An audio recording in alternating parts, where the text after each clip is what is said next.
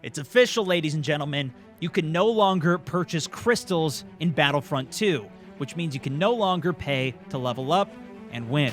But we might see it again in the future, although I think it would likely be in a different form. Battlefront 2 came out with a blog post today saying now all progression will have to be done in-game through gameplay. We heard you loud and clear. So we're turning off all in-game purchases. There was so much concern of players gaining an unfair advantage by purchasing that it was overshadowing the entire game.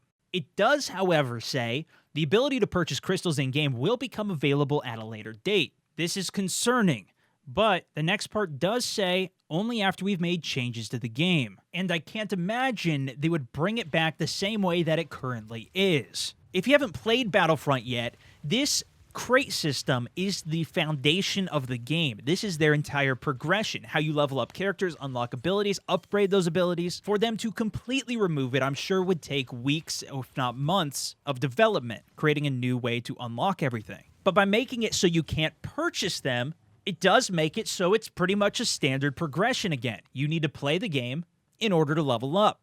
I assume those changes that they're going to be making to the game, at least in part, are referring to this crystal system, which allowed players to buy crates and get ahead with the leveling system, unlocking more powerful abilities before anybody else. Although I imagine they'll make changes to the crate system as a whole as well. I think it's unlikely that they'll actually completely remove that crate system, and my guess is, if anything, for the crystal system where you can pay, they would move more towards cosmetics, which seems to be much more favored. For example, with games like Overwatch. When asked about doing cosmetic things in the past, developers have mentioned that there is plenty to pull from for it. The Star Wars universe is huge, and we even saw some of this in Battlefront 1. There's also already even victory poses and emotes that are in this game that could be a part of it.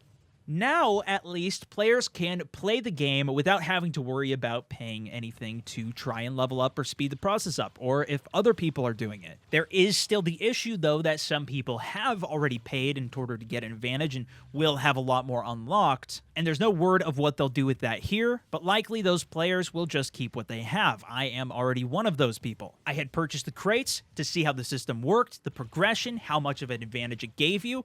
With it, I was able to unlock almost all of the abilities, although not all of them are actually good, and you do get a slight advantage with the ground gameplay, but the biggest advantage is with the heroes and the starfighters. What I also learned, though, is that the tier 4 star cards, which is the highest that you can upgrade them to, will take you ages to unlock. You have to craft the card to get the ability, you can upgrade it 2 times, and then that third upgrade for the tier 4 costs 480 crafting material, which, based on current estimates, would take from 15 to 30 hours to earn through opening crates. Once you start opening a lot of crates, you will get a lot of duplicates that will ultimately just give you more cash to open more crates, so maybe it's even faster than that. And DICE has said that they will be monitoring the system and adjusting the economy as needed, and it also depends on which crates you open. Thing is, there's hundreds of cards in the game, so there's pretty much no way to get them all upgraded unless you put thousands of hours in.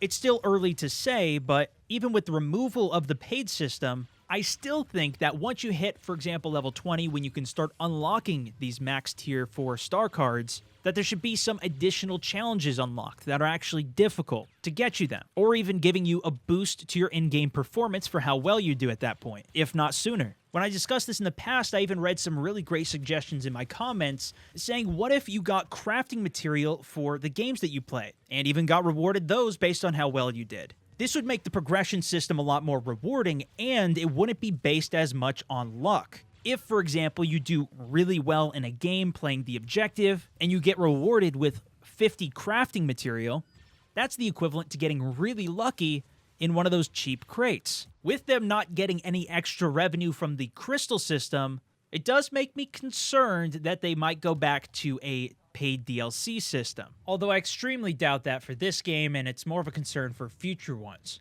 If you've been out of the loop, for Star Wars Battlefront 2, EA was trying something different. Rather than doing a $50, $60 DLC, Season Pass, you pay for it, and then you get access to all the new stuff that comes out. They decided to make it all free and instead have a microtransaction system, where if you wanted to, you could spend real-life cash and essentially get ahead on the progression system. You could still unlock everything in the game just by playing, but because you could pay to get an advantage and get ahead, this is where all of that outrage came from. Thankfully, many games are moving away from the paid season pass of DLC. We saw that in Battlefront 1, and they were trying something different with this system in Battlefront 2. The biggest issue with the paid season pass of DLC, and the reason I don't want to go back to it, is that it divides the community. Some people will have the extra money to buy all of the new maps and new content that gets released for this game, but a lot of people don't want to pay extra for a game that they already purchased in the first place. This leads to a huge issue in that it divides the community. Your friends who don't get the DLC, you can no longer play with them, unless you go back to the old stuff. And not everybody gets the new maps, so if you do get it and you're trying to look for a game on it, especially on PC, a huge issue is that you just can't even find games for the maps that you just purchased, or the game modes. Many companies have moved from this season pass system that you purchase to a free content, DLC updates, but instead they add a microtransaction system so they can still earn more revenue from it to help fund those future projects. In my opinion, I prefer these types of systems because it doesn't force people to split off from their friends or the rest of the community because they can't afford the DLC. I mentioned this earlier, but one of the games that does this very well is Overwatch. They have a system where it doesn't matter how much money you spend, you're never going to get an advantage over anybody else because all of the different items that you get are purely cosmetic. They only change how your characters look. Rainbow Six Siege, which came out back in 2015 and is still alive and kicking, doing well, has a similar system where all of the maps are free to all of the players, so everybody's playing together, and the new operators are free as well. However, you still do have to earn those new operators, and if you want to unlock them immediately, you can pay to do so, but they are balanced for the game. They're not necessarily better than everything else. We did see EA try this out with Titanfall 2. They had a microtransaction system that was purely cosmetic, and it received quite a lot of praise for that because also the DLC was free.